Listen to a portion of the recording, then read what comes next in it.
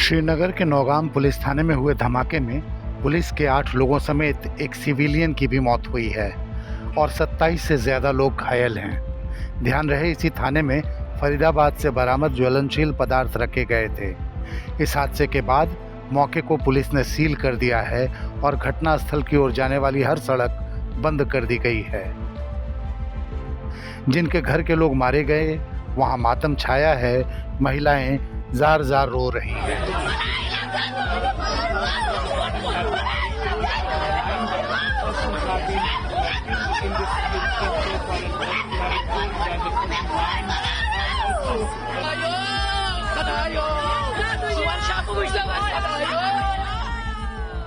इन रोती हुई महिलाओं को घर के पुरुष संभालने की कोशिश कर रहे हैं, लेकिन जिस सिविलियन की मौत हुई है, उनके बेटे ने थाने की पुलिस पर बड़ा आरोप लगाया है।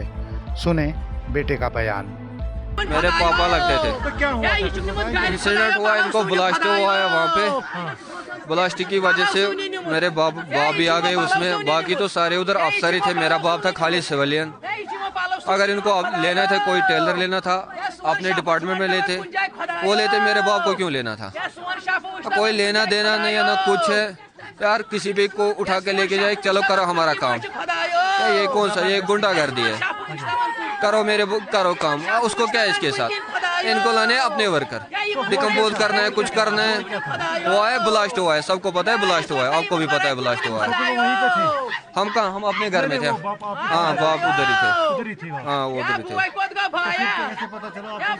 क्यों, हमारा थाना है ना पास में ही। जब धुआं उड़ गया तो हम डर गए। हमारे पता था हमारा बाप है थाने में, हम दौड़ गए और उधर था आगे आग। फिर हमने ढूंढ लिया 2 बजे तक रात के, पर हमें कहीं नहीं मिला। हम क्या चाहते हैं? हम चाहते हैं अपने बाप की बॉडी। हम क्या चाहते हैं? हम क्या करेंगे? अब तो वापस नहीं दे देते, वो वापस तो हमारे बाप को नहीं देते। लेकिन इस हादसे के बाद पूरे इलाके में क्या असर हुआ, यह बात थाने के पास रहने वाले जुनैद बताते हैं। कल अराउंड 11:20 एक जोरदार ब्लास्ट सुनने को मिला। तो सबसे पहले लगा कि किसी की शादी हो या कुछ हो, लेकिन उसके बाद जब शीशे भी टूट गए, दरवाजे वगैरह टूट गए, तो उसके बाद हम ये अंदर ही पुलिस स्टेशन के नज़दीक ही रहते हैं। तो हम सब लोग पहले घबरा गए। उसके बाद घरों से बाहर निकले। हमने कहा कि नहीं, पुलिस वाले हैं, ये भी इंसान ही है। तो हमने पुलिस स्टेशन की ओर रुख किया, लेकिन वहाँ पर काफ़ी ज़्यादा नुकसान था। उसके बाद फायर सर्विस की गाड़ी भी मौके पर पहुँची। तो यहाँ पुलिस वाले जो थे, जो अंदर जिनकी मौत हुई, उनका अभी कुछ पता नहीं है, लेकिन जो जख्मी थे वो बाहर आए। उसके बाद एम्बुलेंस वगैरह आई तो उन्हें अस्पताल ले जाया गया। तो अभी भी यहाँ पर सिक्योरिटी फोर्सेस ने ये सील कर लिया है सारा एरिया। अंदर जाने की किसी को इजाज़त अभी नहीं है। कैसा माहौल? कल काफ़ी ज़्यादा डरावना माहौल था। हर कोई डरा हुआ था, चाहे हम लेडीज़ की बात करें या बच्चों की बात करें, हर कोई डरा हुआ था। और खून के निशान जो है वो सड़कों पर थे। नुकसान कितना हुआ? नुकसान काफ़ी ज़्यादा हुआ। जानी नुकसान भी हुआ, माली नुकसान भी हुआ। पुलिस वाले के हमारा एक लोकल यहाँ पर जो पेशे दर्जी है, वो भी बताया जा रहा है कि उनकी भी मौत हुई है वहाँ पर।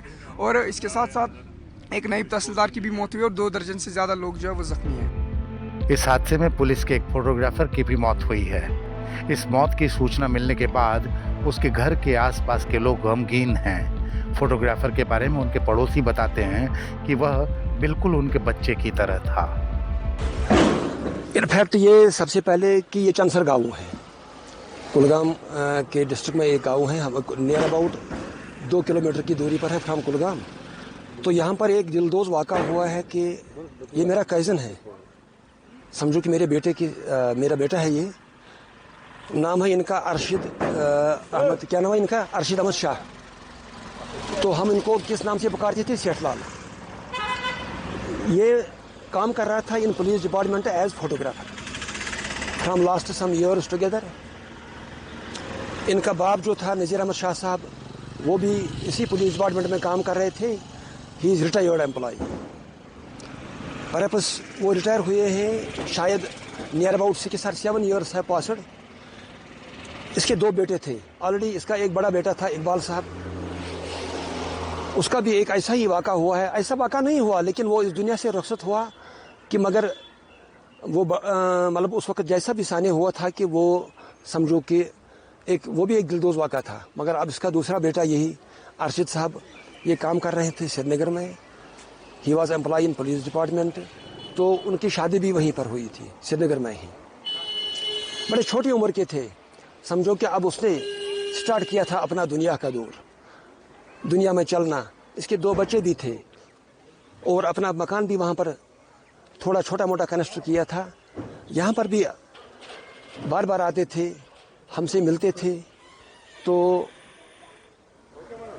रात के इस तकरीबन सुबह के मतलब समझो कि फजर नमाज के बाद हम जो रिश्तेदार लोग हैं, we have started to receive the callers. ये कॉलर्स हमारे को शुरू आने हुए कि ऐसा वाक़ा हुआ, लेकिन हम ये एक्सपेक्ट नहीं कर रहे थे कि खुदा न खास्ता इनकी डेथ हुई थी। तो फिर चूँकि यहाँ पर आज मतलब दिस कम्युनिकेशन के मतलब ज़रिए अवेलेबल हैं, तो फिर बाद में पता चला कि कुछ बहुत सारे लोग मतलब यहाँ पर तकरीबन 6-7 मतलब एम्प्लॉइज़ की डेथ हुई है। तो फिर बाद में ये भी पता हुआ कि इनकी भी डेथ हुई। लेकिन आखिर यह पूरा हादसा कैसे हुआ होगा? जाहिर है यह आतंकी हमला तो नहीं है, तो फिर क्या पुलिस वालों की किसी तरह की कोई लापरवाही है जिसने 9 लोगों की जान ले ली और 27 लोगों को घायल कर दिया? इस बारे में defence expert retired police captain Anil Gaur ने जो आशंकाएं जताई उसे सुने। देखिए, बहुत दुखद घटना है और मैं कहूँगा इसमें ये दर्शा रहा है कि कहीं ना कहीं बहुत मिसहैंडलिंग हुई है ये इंस्पेक्शन के टाइम, क्योंकि उस टाइम पे जब ये ब्लास्ट हुआ है मैजिस्ट्रेट और बाकी जो हैं लोग जो हैं वो उसको एग्जामिन कर रहे थे। जो एक्सप्लोजिव वगैरह जो रिकवरी हुई थी वहां से, उसमें एक्सप्लोजिव भी थे, उसमें डेटोनेटर्स भी थे, उसमें टाइमर्स भी थे और उसमें आर्म्स एम्युनिशन भी था। तो इसमें लगता यही है कि कहीं ना कहीं जो है कुछ मिसहैंडलिंग हुई है। कोई डेटोनेटर वगैरह या तो वो कहीं गिर गया है या कुछ और तरीके से क्या हुआ है कि वो उसमें ब्लास्ट हुआ है जिसकी वजह से ये ब्लास्ट हुआ है।